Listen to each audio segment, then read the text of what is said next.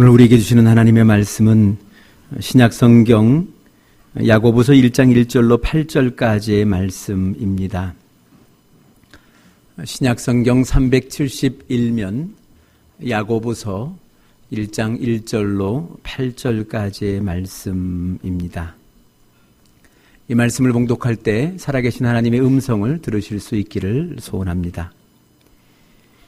하나님과 주 예수 그리스도의 종 야고보는 흩어져 있는 12지파에게 문안하노라. 내 형제들아, 너희가 여러 가지 시험을 당하거든 온전히 기쁘게 여기라. 이는 너희의 믿음의 시련이 인내를 만들어내는 줄 너희가 알미라. 인내를 온전히 이루라. 이는 너희가 온전하고 구비하여 조금도 부족함이 없게 하려 함이라. 너희 중에 누구든지 지혜가 부족하거든 모든 사람에게 후히 주시고 꾸짖지 아니하시는 하나님께 구하라. 그리하면 주시리라. 오직 믿음으로 구하고 조금도 의심하지 말라. 의심하는 자는 마치 바람에 밀려 요동하는 바닷물결 같으니 이런 사람은 무엇이든지 주께 얻기를 생각하지 말라. 두 마음을 품어 모든 일에 정함이 없는 자로다. 아멘. 감사드립니다. 오늘부터 우리가 야고보의 말씀을 좀 같이 나눠보려고 합니다. 제가 존경하는 사업가 가운데 빌 게이츠라는 분이 있습니다. 아마 아시는 대로 마이크로소프트사의 창업주이면서 제가 그분을 존경하는 이유는 그분은 잘 벌 줄도 알고 또 잘 쓸 줄도 아는 그런 분이어서 저는 그분을 참 존경합니다. 그에 관한 기사가 이번 주간 한 신문에 올랐습니다. 그래서 읽어보니까 그 타이틀이 빌 게이츠 18년이나 빨랐던 생각의 속도라는 타이틀의 기사가 떴는데, 내용인즉슨 그가 1999년에 한 책을 펴니다. 생각의 속도라는 책에서 그가 예측한 것들 15가지가 지금 현재 우리들의 삶 속에 이미 이루어졌다라는 그런 내용들을 이 기록으로 남겨주었던 기사의 내용이었습니다. 그래서 이 기사를 읽으면서 언젠가 오래전에 읽었던 이 생각의 속도라는 책의 내용을 일부 제가 포스팅해 놓은 것이 있어서 다시 한번 그것을 훑어보게 되었습니다. 빌 게이츠는 이 책에서 이 1980년대를 퀄리티의 시대라고 얘기를 했고요. 1990년대를 리엔지니어링의 시대다라고 그렇게 말해 주었습니다. 그리고 다가오는 시대, 특별히 21세기가 관심이었는데 21세기는 스피디의 시기다. 이렇게 그가 얘기를 해 주었습니다. 그러면서 그가 그 책에서 이야기해 준 것이 이 모든 것이 아주 빠르게 변해가는 그 속도에 맞추어 내 생각이 변해가지 아니하면 그러면 자연스럽게 불안을 느끼게 되고 또 불행해지고 불편해진다. 그런 내용들을 그 책에서 남겨주었습니다. 그래 생각해 보니까 늘 이 생각의 속도가 이게 문제입니다. 그러니까 세상이 변해가는 만큼 내 생각도 같이 변해가야 하는데 그 속도를 좀 보조 맞춰 가야 되는데 어느덧 이 변하는 속도만큼 내 생각이 함께 가지 못하는 것, 바로 거기에 우리의 불안의 원인이 있고 또 우리의 불편함과 우리의 불행의 원인이 있다는 것을 우리가 발견하게 됩니다. 저는 원래 운전을 좋아합니다. 그래서 보통은 제가 늘 운전을 하고 다닙니다만 운전을 할 때마다 좀 느끼는 것이 좀 있는 게 이런 겁니다. 제가 운전을 할 때는 제 차의 속도와 제 생각의 속도가 같습니다. 그래서 조금 빨리 달려도 불안하지 않고요. 조금 브레이크를 좀 늦게 밟는다 할지라도 불안하지가 않아요. 근데 제가 간혹 이 동승석에서 조수석에서 차를 탈 때는 좀 뭔가 갑자기 불안한 마음이 좀 듭니다. 그래서 때로는 좀 속도가 빨라지면 좀 속도를 줄였으면 하는 생각이 들기도 하고요. 또 어떤 때는 나도 모르게 내 발에 힘이 갑니다. 브레이크를 밟을 것 같은 그런 힘이 가는 그런 것들을 경험하게 되죠. 결국은 이 달리는 차의 속도와 내 생각의 속도의 불일치, 이 차이가 나로 하여금 그런 이 불편을 느끼게 된다라는 거죠. 그래 가만히 보면 이 운전하는 분들은요 멀미를 안 합니다. 운전하는 사람 치고 멀미할 리가 없어요. 그러나 이 동승석은 늘 멀미를 하는 것, 그걸 우리가 보게 되죠. 운전하는 사람은요 늘 완전히 이 차와 내 생각의 속도가 같습니다. 방향도 같고 생각도 같다 보니 그런 불편함이 없는데 이 동승석에 있는 사람들에게는 생각의 속도와 차의 속도, 또 생각의 방향과 차의 방향이 다르다 보니까 이 불일치 때문에 이 멀미가 오는 것을 우리가 경험을 하게 됩니다. 생각해보면 그렇습니다. 여러분, 우리가 우리의 인생에 멀미가 나는 것, 바로 그것이 우리의 생각의 속도의 문제입니다. 세상은 변했는데 우리의 생각이 못 변해 있고요. 세상은 이미 저만큼 가 있는데 내 생각의 수준은 아직 여기 머물러 있고요. 세상은 내 세상이, 내 환경이 여기 있던 내가 지금 이만큼 와 있는데, 여기에 와 있는데 내 생각이 아직 여기에 머무르고 있어서 이 불일치, 이 간격이 나로 하여금 이 인생에 멀미를 하게 되는 이런 불편함을 초래하는 것, 바로 그것을 우리가 경험을 하게 된다라는 겁니다. 그래, 결국 내 생각의 속도가 문제입니다. 내 생각의 속도가 이 변화하는 세상만큼, 아니 이미 변한 세상만큼 함께 동행해 주지 못하기 때문에, 그래 결국 오늘 우리의 인생이 이렇게 불편함을, 이런 어려움을 겪는 것, 바로 그것을 우리가 경험케 된다라는 겁니다. 이 한국 컴패션 지금 대표이신 이 서정인 목사님께서 오래전에 저에게 책 한 권을 소개해 주셨습니다. 그 미국의 아주 유명한 이 정신과 의사이면서 심리학자이신 스콧 팩이라는 이분이 쓰신 책인데, 아직도 가야 할 길이라는 책으로 번역되어 나와 있습니다. 그가 이 책을 통해서 뭐 여러 가지 것들을 이야기하던 중에 중요한 것 한 가지를 이야기해 주는데, 그것은 그가 수많은 정신병자들, 이 정신병에 걸린 분들을 치료하면서 왜 정신병에 걸렸을까? 또 그가 어떤 때부터 치료가 시작되었을까? 또 그가 어떤 때 회복이 되었을까라는 것을 연구해 보니까 그 결론이 이렇더라는 겁니다. 가장 중요한 것은 이겁니다. 먼저는 오늘의 지금 내 이 상황이 불안하다는 것을 인정해야 됩니다. 이게 내가 지금 불안해요. 온전치 못하다는 것을 인정해야 되고요. 그리고 한 걸음 더 나아가 오늘 내가 이렇게 불안한 생활을 하고 있는 책임이 내게 있다. 이것을 인정할 때, 이것을 깨달을 때 치료는 이미 절반이 끝났다. 50%의 치료는 끝났다라고 그는 그 책을 통해서 밝혀주고 있다라는 겁니다. 그러니까 가만 보면 사실 우리들의 불행, 이 정신병을 유발하고 있는 이 모든 것들의 원인이 바로 여기에 있는 겁니다. 바로 이곳에 있다라는 거죠. 늘 보면 내 불행의 원인이 남에게 있다고 생각하는 사람들, 세상에 있고 남편에게 있고 아내에게 있고 자식에게 있고 부모에게 있고 뭐 이렇게 늘 남 탓하는 이 사람들이 그러한 병에 빠지기가 쉽고, 또 그러고 있는 한 그 병으로부터 회복은 안 되더라. 백약이 무효하다라는 그런 이야기를 그가 그 책을 통해서 우리에게 들려주고 있다라는 겁니다. 생각해보면 그렇습니다. 변화하는 것만큼 내 생각만 쫓아가 준다면 아무 문제가 없을 것인데, 그 변화하는 그 세계 내 생각이 따라가지 못해 오늘 이와 같은 어려움을, 이와 같은 이 불편함을 우리는 느끼고 살아가고 있다라는 겁니다.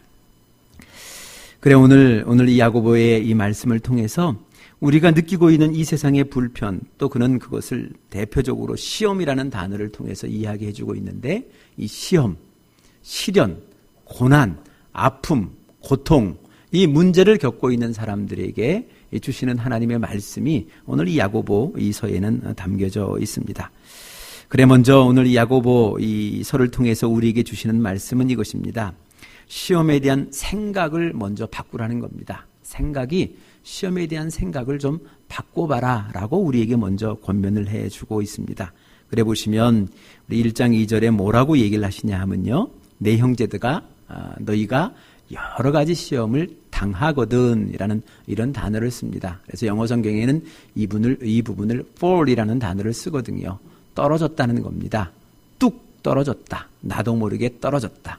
나도 모르게 당했다. 뭐 이런 표현으로서 이 시험, 이 고난, 고통, 시련, 이 문제를 접근하라라고 이렇게 이야기를 해주고 있습니다. 그러니까 한마디로 오늘 내가 겪고 있는 이 곤란함, 이 고난, 시련, 고난은 어느 날 갑자기 당한 것이다. 이게 맞다는 겁니다. 마치 우리가 운전하다 보면 간혹 추돌 사고를 당하지 않습니까? 추돌 사고를 당할 때 때로는 그 추돌의 책임이 내게 있기도 합니다. 10%의 과실이 있을 수도 있고 30%의 과실이 있을 수도 있고 또 50%의 과실이 있을 수도 있습니다. 그럼에도 불구하고 여전히 나는 추돌을 당한 겁니다. 그렇지 않겠습니까? 떨어진 겁니다. 그 상황 속에 떨어졌다, 이 이야기입니다. 이렇듯 우리에게 겪고 있는 이 세상의 곤란함, 불편함, 아픔, 고통, 고난의 문제는 이것은 불현듯 나에게 당하는,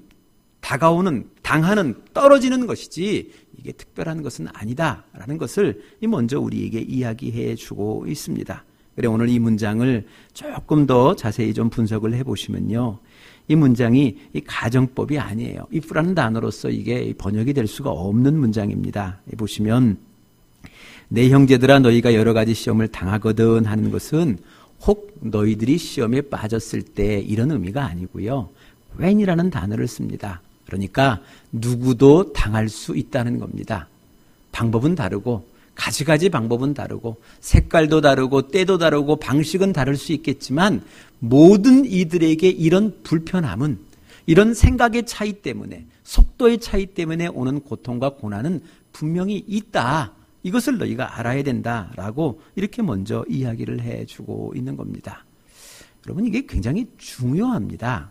여러분, 알고 당하는 것하고요, 모르고 당하는 것하고는요, 천지 차이입니다. 여러분 한번 생각해 보셨으면 좋겠어요. 일반적으로 우리가 그렇습니다. 차량이 추돌 사고가 나면요, 추돌을 당한 앞에 운전자가 추돌을 한 뒤차의 운전자보다, 그죠? 고통이 더 큽니다. 몸에 골병이 더 심하게 들 가능성이 높다는 거죠. 그걸 잘 모르고 지나가서가 문제지, 시간을 두고 그 사고의 후유증이 추돌 당한 사람이 더 큽니다. 왜 그런가 가만히 생각해 보면요, 이 사람은 생각 없이 당했습니다. 그런데 추돌한 사람은요, 짧은 찰나의 순간이지만 생각이 있고 사건이 벌어졌습니다. 생각의 속도와 사건이 같이 간다는 거죠. 그러니 생각 없이 당했던 사람보다는 생각 있고 당한 사람이 훨씬 더, 그렇죠? 회복의 가능성이, 그렇죠? 훨씬 더 크다는 것, 그것을 우리가 이 세상을 속에서도 충분히 확인할 수 있게 되는 겁니다. 같은 일을 당해도 그렇습니다. 있을 일이 있다 생각하는 겁니다. 또 같은 일을 당해도 올 일이 왔다고 생각하는 사람이, 아니야, 내 인생에는 절대 그럴 일이 없어, 내 인생에는 그럴 일이 절대 없을 거야 하는 그 사람보다 같은 일을 당해도 훨씬 회복하는 회복력이 더 크다는 것, 그것을 우리가 늘 깨달아 알아야 하는 겁니다. 그래, 오늘 야고보 사도는 시험이라는 주제, 시련이라는 주제, 고통이라는 주제를 앞두고 먼저 하는 얘기가 그겁니다. 이거 올게 온 거야. 너에게만 있는 것이 아니라 그에게도 있고 모든 이에게 온 거야.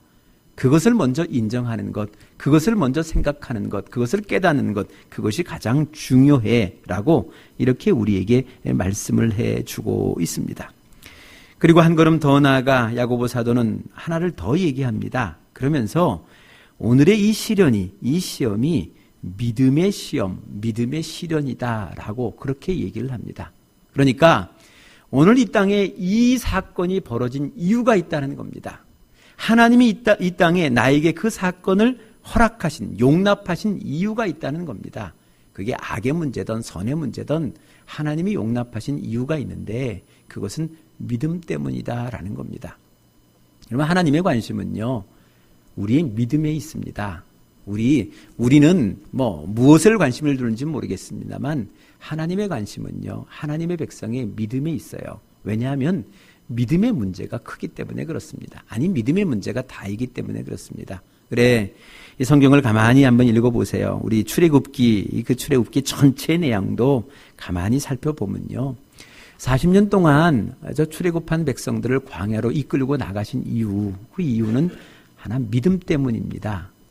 믿음이 없는 백성들에게 믿음이 있는 백성으로 만들어서 저들을 데리고 가나안 땅으로 들어가려고 하는 하나님의 마음이 있다는 겁니다. 왜요? 이 가나안 땅이라는 것, 젖과 꿀이 흐르는 땅이라는 것은요, 믿음이 없고서는 그 땅을 가나안 땅으로 개간할 재간이 없어서 그래요. 만들 재간이 없기 때문에 그에게 믿음을 요구하고 있는 겁니다. 믿음을 위하여 그 모든 시간들을 주고 있다라는 거죠. 복음서의 내용도 다 그렇습니다. 대표적인 것 한 곳을 보면요. 여러분 마태복음 11장에 가시면 그 유명한 변화산 기도하는 그런 장면이 있죠. 예수님께서 12명의 제자 가운데 딱 베드로, 야고보, 요한 3명만을 데리고 높은 산에 올라가셔서 기도하셨어요. 그래서 그 기도를 통해서 엄청난 저들이 이제 환상을 경험하고 예수님과 함께 산을 내려오는데 이 산 아래에는요, 남겨진 제자들이 쩔쩔매면서 난리가 났습니다. 어떤 아버지가 귀신 들린 아이 하나를 데리고 와서 귀신을 좀 쫓아달라고 요청을 하는데 이 남겨진 제자들이 백방으로 노력을 했는데 이게 쫓겨나가는 게 아닙니다. 안 나가고 있더라는 겁니다. 더 심해지면 더 심해지지. 그래서 온 마을이 난리가 난 겁니다. 그래, 그 마을에 도착한 예수님께서 그 귀신, 이 아들의 귀신을 쫓아내셨어요. 그리고 마을이 다 잠잠해지고 조용해지자 이 제자들이 조심스럽게 예수님에게 와서 묻습니다. 예수님에게 물어요. 뭐라고 묻냐면 이런 겁니다.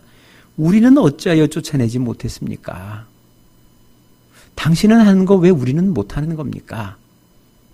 왜 우리는 못하는 겁니까? 왜 우리는 할 수 없는 것입니까? 라는 그 질문에 예수님의 대답이 이런 겁니다. 믿음이 이 겨자씨 한 알만큼만 있어도 이 산을 명하여 저리로 옮겨가라 할지라도 옮겨질 것이다.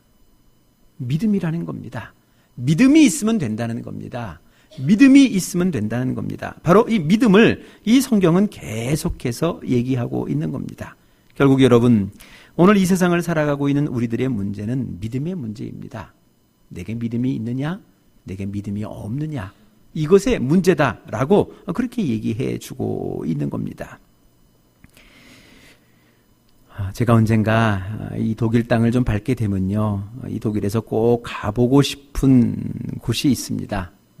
여러분들도 다 들어 알고 계시지만 이 아우슈비츠 수용소라는 것, 여기 좀 한번 꼭 가보고 싶습니다. 그래서 거기에 좀 수많은 사람과 함께 좀 대화를 나누고 싶습니다. 소위 하나님을 믿는다는 사람들, 그죠? 그 중에 건강치 못한 신학을 가지고 하나님을 믿는 사람들이 얼마나 수많은 사람들을 괴롭게 했는지, 얼마나 수많은 사람들을 학살했는지, 왜 그랬는지 한번 들어보고 싶고요. 또 이 건강한, 이 온전한 이 신앙을 가지고 있는 사람들이 그 수많은 고통 가운데서 어떻게 그 고통을 이기고 그것을 살아나왔는지, 그런 분들과 함께 이 마음의 대화를 좀 나눠보고 싶어서 그렇습니다.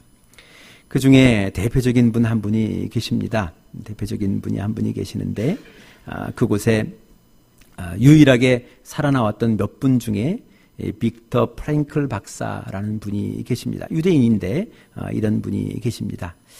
그는 이 수용소에서의 이러한 경험을 토대로 로고테라피라는 그만의 독특한 치료법을 개발을 해서 나중에 아주 유명한 정신병 치료자로 그가 쓰임을 받게 됩니다. 이 아우슈비츠 수용소를 우리가 좀 생각해 보면 이런 겁니다. 이 수용소가 1941년부터 45년까지 한 4년 남짓 조금 넘는 그 기간 동안 공식적인 통계에 의하면 그곳에서 110만 명이 죽임을 당했습니다. 그런데 그 수용소의 수용 인원이 한 2만 명 남짓하다고 합니다.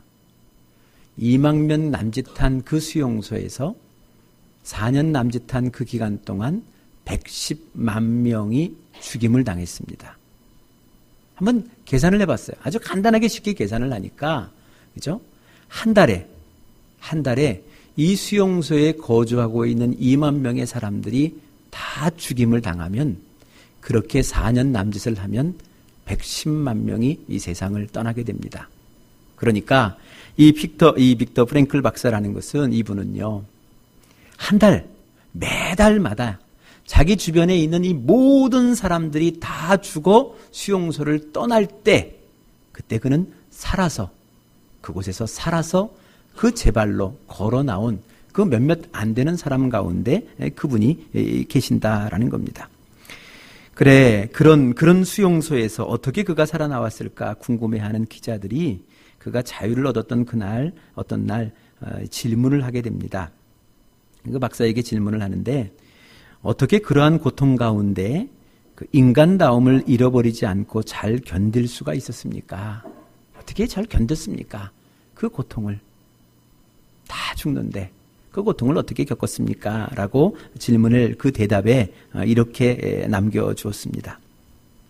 그것은 나의 고난이 장차 가져올 나의 삶에 어떤 유익이 있겠는가를 저는 줄기차게 묵상했습니다. 그리고 저는 그것을 위하여 기도했습니다.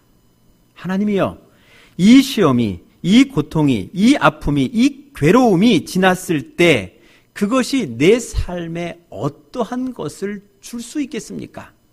내가 이 고통과 이 시험과 이 시련을 다 겪고 난 그 후에 나는 어떠한 사람으로 세상을 살아갈 수 있겠습니까? 이러한 모든 시련과 이 모든 고통들을 다 이겨낸 후에 나로 인하여 이 세상이 어떠한 유익을, 어떠한 복을, 어떠한 선물을 받을 수 있겠습니까? 그것을 깨닫게 해주십시오. 그것을 생각할 수 있게 해주십시오. 나의 머릿속에 생각할 수 있게 해주십시오. 바로 그것이 그가 기도했던 기도의 내용이었다라는 겁니다. 그래 그는 이렇게 기도하면서 한 달에 한 번씩 자기 안에 있는 수용소의 대부분의 사람들이 다 죽임을 당하는 그 순간순간들을 겪고 그리고 결국 살아남아 전기를 쓰고 위대한 일들을 감당했던 것을 우리가 바라보게 됩니다. 그래 여러분 여기도 보시면요. 오늘 이 시험을 이야기하면서 이 시련을 이야기하면서 이 야고보 사도가 기도로 마무리하고 있는 대목을 바라보게 됩니다. 오늘 보세요. 여기 야고보가 기도에 대한 이야기를 하고 있습니다. 기도하라고. 기도하면 하나님께서는 절대 꾸짖지 아니하시고 우리에게 지혜를 줄 것이다. 오늘 속에서 내일을 볼 수 있는 지혜. 오늘 이 시간이 지나면 나에게 다가오고 있는 그 시대, 그 시간, 그 생각, 그것을 담아줄 것이다. 지혜를 줄 것이다. 그것이 이 야고보 사도가 우리에게 주신 이 말씀이다라는 겁니다. 그래, 이 빅터 프랭클 박사의 유명한 일화가 있습니다. 이 수용소의 배급이니까 배급의 양이 늘 부족하죠. 근데 그 부족한 중에서도 하루에 하루분의 물량을 받게 되면 그 물량의 절반은 마시는 데 쓰고요. 그 물의 절반은 모았다가 양치질을 하고 세수하는 데 사용했다는 겁니다. 그리고 어떻게 해서라도 깨진 유리라도 구해서 매일매일 자신의 면도를 했다. 이런 것을 그가 기록으로 남겨주고 있습니다. 왜 그럴 수 있었을까? 어떻게 그가 그럴 수 있었을까?